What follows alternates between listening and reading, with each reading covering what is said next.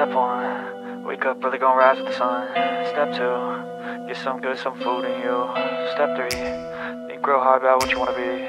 Step 4, everybody just do your thing. Wake up, today's gonna be a good day. Wake up, today's gonna be a good day. Wake up, today's gonna be a good day. Wake up, today's gonna be a good day. Wake up, today's gonna be.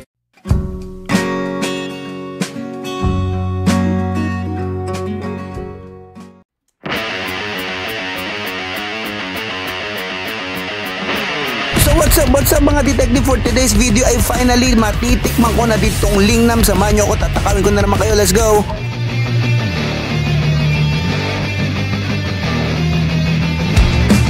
As usual dito sa channel na to, ito yung menu nila, you can pause it here so you can check it out.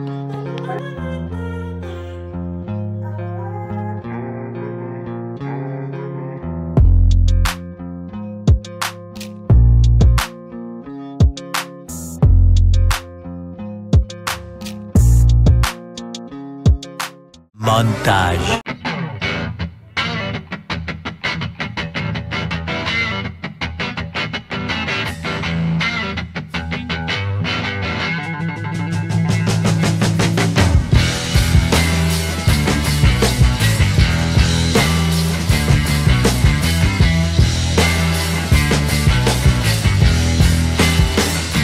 Inuna kong tikman tong braised beef with rice na sobrang lambot nung meat and appetizing yung look and amoy nito. At nung natikman ko ito with rice and bok choy ay super combo finish ito. Savory, sweet, beefy, fresh dahil sa gulay and tender yung meat, at lahat ito binaliw yung taste buds ko. 9.5 out of 10 ang rating ko dito dahil masarap to the next level ito. Next naman itong beef wonton noodles na ang tindi din ng sarap ng sabaw nito. Beefy taste talaga ang nalalasahan ko dito. Tapos syempre meron beef cuts, wonton dim sum, gulay, at syempre hand-pulled noodles. Wow, sarap, napaka-comforting nito. Yeah. Noodles. Wonton. Yan yun. Yes. Saka yung beef naman napakalambot. Yeah, tapos may veggies. Ano po to?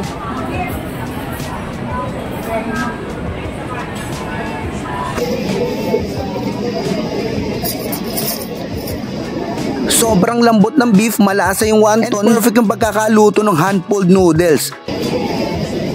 Sarap. Ang bigat. Yeah.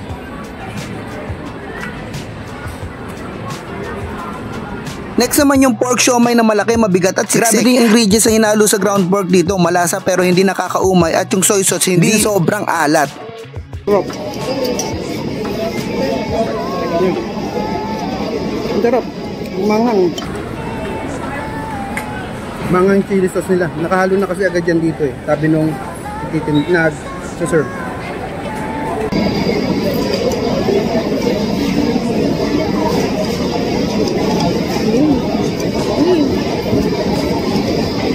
Happy. At dahil nagustuhan ko to ay nag-repeat it again ako dito.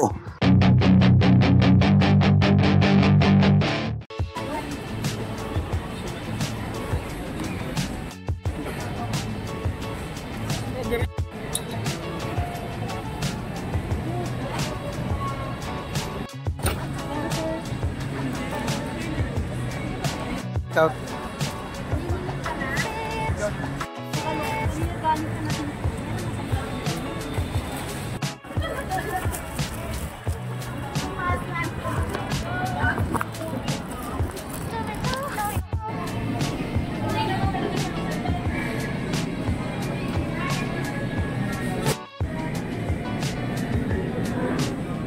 Hindi na ako sa main restaurant bumalik, kundi dito sa kiosk nila na nagtitinda ng dim sum at fried siopaw. In-order ko yung dalawang siopaw flavors nila na asado and bola-bola with kutsay. Una kong tinikman yung asado na tamang-tama yung balanse ng alat at tamis. At yung browning ng siopaw ay malaking factor sa lasa nito. May kamahalan compared sa ibang fried siopaw, pero ito lamang na lamang sa lasa at laman. Unlike din sa ibang fried siopaw, ito ay may kasamang siopaw sauce and ang laki pa. Next naman itong bola-bola with kutsay, at ito yung itsura ng laman niya. Hinati ko sa gitna para makita nyo.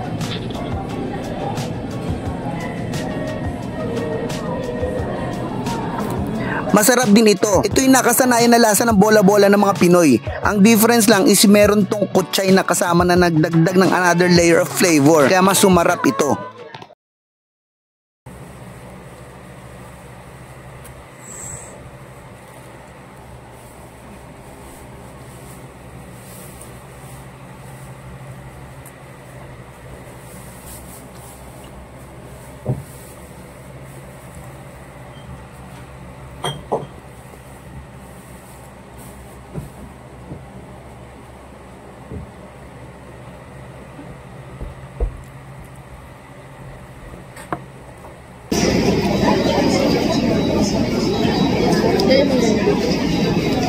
Yan, sarap.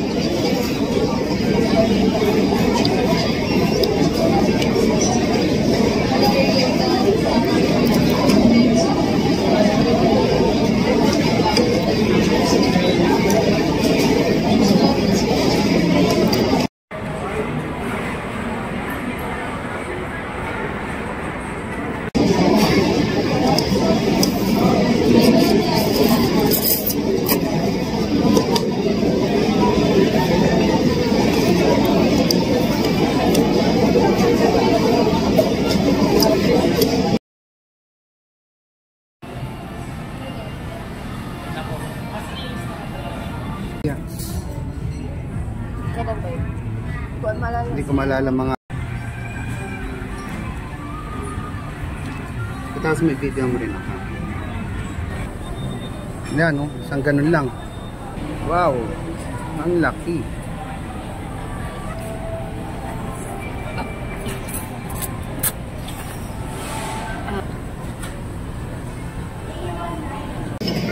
Chef's recommendation for maanghang.